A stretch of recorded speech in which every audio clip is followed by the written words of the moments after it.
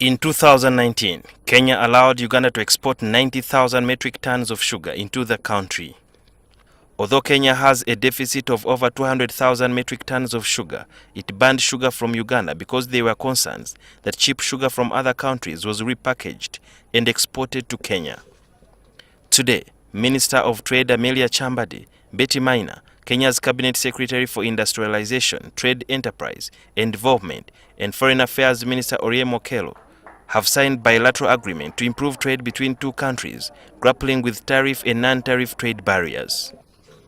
The sugar production verification exercise is ongoing and Kenyan authorities are checking the capacity of the 14 sugar factories that Uganda has. The government of Uganda will officially notify the government of Kenya of its decision to abolish bonded warehousing of sugar and provide verifiable evidence thereof.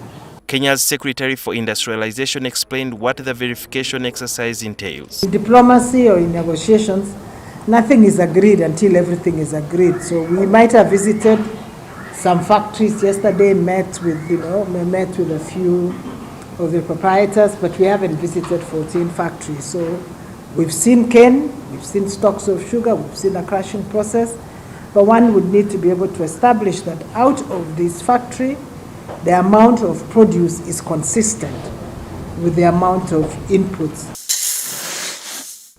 The issue of Uganda's maize, which was first banned in March, was discussed. The Kenyan government insists the maize was not banned, but it must conform to the standards set by Kenya and the East African community. There is an East African standard on aflatoxin levels for maize at 10 parts per billion, which is also similar in conformity with the Kenya standard that has been shared with the Ugandan side. So maize can come in so long as it can confirm conformity to the standards, and that is verified by the competent authority in each country. Trade Minister Chambadi admits that maize from Uganda has moisture content, which attracts aflatoxins. We resolved in cabinet that will be buying those machines that will be able to clean, kill the pesticides, but also dry our produce.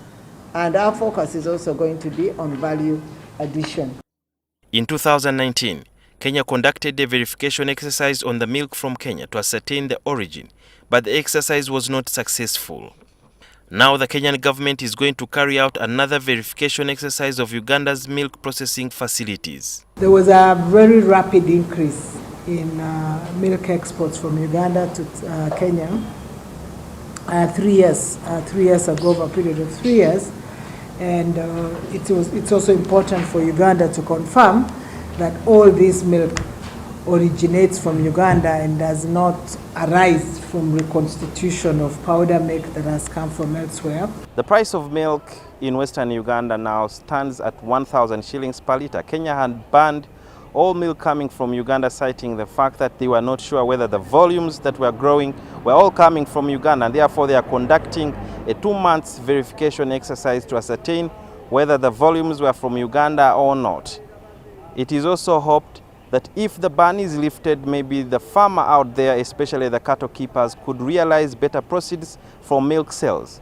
However, the two countries have agreed that they should look out for other markets because almost each of the countries is ensuring that they produce enough for their local market. Sudhir Yaruhanga, NTV.